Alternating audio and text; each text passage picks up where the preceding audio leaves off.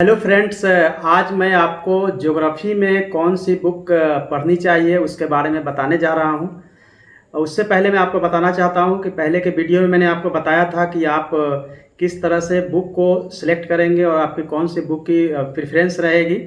उसके बाद से बहुत सारे हमारे पास कॉल्स भी आए और आप लोगों ने हमें लिखा भी है कि आप ज्योग्राफी में ख़ास तौर से बताएं, क्योंकि इससे क्वेश्चंस ज़्यादा पूछे जाते हैं। ज्योग्राफी के बारे में बताना चाहता हूं कि ज्योग्राफी और इन्वायरमेंट इकोलॉजी बिल्कुल दोनों एक सब्जेक्ट की तरह है।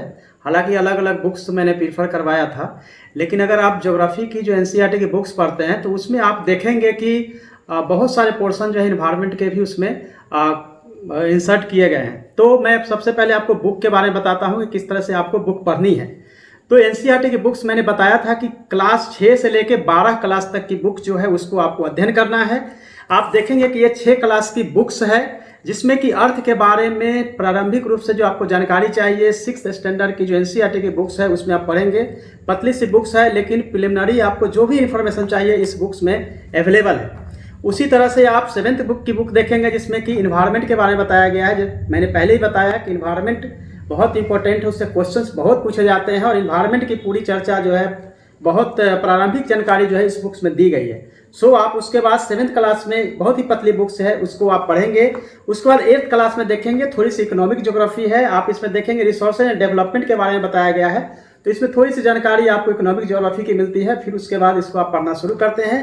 बहुत ही इंपॉर्टेंट बुक्स है, बहुत इंफॉर्मेटिव बुक्स है 9th क्लास की। आप इसको देखेंगे कि कंटेम्प्रेरी इंडिया पार्ट 1, इसमें पूरी तरह से फिजिकल इंडिया के बारे में पढ़ाया गया है। बहुत ही अच्छे से इसमें मैप्स दिए गए हैं जिससे आप आसानी से समझ सकते हैं। कंटेम्प्रेरी इंडिया पार्ट 2 जो है वो 10th क्लास में है। इसमें आप देखेंगे कि किस तरह से सारी चीज़ों को जो इंडिया की जो फिजिकल और इकोनॉमिक ज्योग्राफी है उसको अच्छे से बताया गया है। तो फ्रेंड्स, क्लास 6 से लेके 10th की टोटल जो बुक्स है वो टोटल अगर बुक्स देखेंगे तो ये 5 बुक्स है जिसको आपको पढ़ना है। अब हम चलते हैं कि 11th 12th 11th क्लास में 2 बुक्स है और 12th क्लास में 2 बुक्स है। 11th क्लास में खास तौर पे फिजिकल ज्योग्राफी पे ही फोकस किया गया है और जो ज्योग्राफी में क्वेश्चन पूछे जाते हैं उसमें लगभग 70 से 80% का क्वेश्चन जो है वो बिल्कुल ही फिजिकल ज्योग्राफी से पूछा जाता है। तो फंडामेंटल फिजिकल को अगर समझना हो तो ये बहुत ही अच्छी बुक्स है जिसमें डायग्राम के साथ बताई गई है। इसको आपको पढ़ना चाहिए और बार बार पढ़ना चाहिए।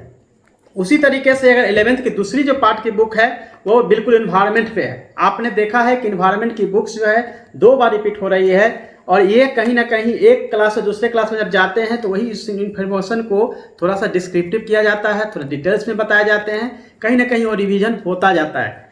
12th क्लास की बुक की अगर हम बात करते हैं तो ह्यूमन ज्योग्राफी, दोनों ही बुक्स जो है ह्यूमन ज्योग्राफी पे है।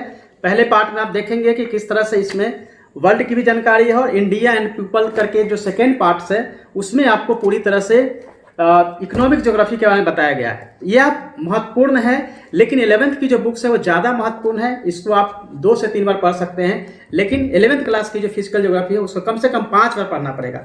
लास्ट में आपको बताना चाहता हूँ कि बिना मैपिंग के यानी ऑक्सफोर्ड एटलस के वगैरह अगर आप पूरी बुक को पढ़ते हैं समझने में आपको दिक्कत होगी, इसीलिए इसको हमेशा आपको साथ रखना है और इसी के साथ सभी जो ज्योग्राफी की बुक्स है उसको पढ़ना है।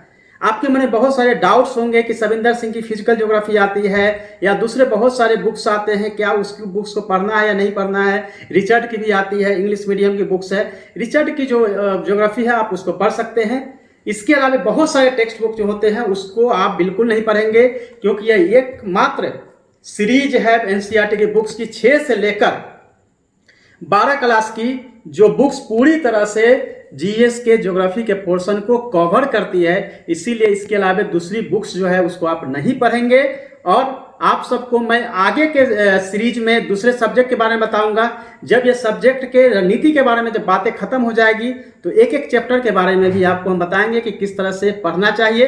अंत में मैं आपको बताऊंगा कि ये मैंने बताया था कि बुक्स को पढ़ते समय कोई भी कंटेंट्स अगर आप पढ़ते हैं तो कंटेंट्स के उस पेज में जो इन्फॉर्मेशन दिया हुआ होता है उसके टॉप बॉटम लेफ्ट साइड में पूरी जगह होती है।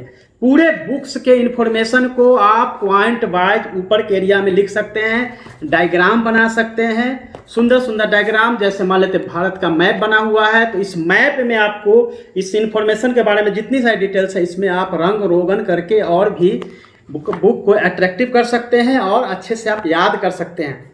ये टोटल की टोटल बुक्स जो है 830 पेज की ही है, यानी कि अगर आपको पढ़ना हो तो 8 से 9 दिन इनफ है। सो हर दिन आपको कम से कम 100 पेज पढ़नी चाहिए।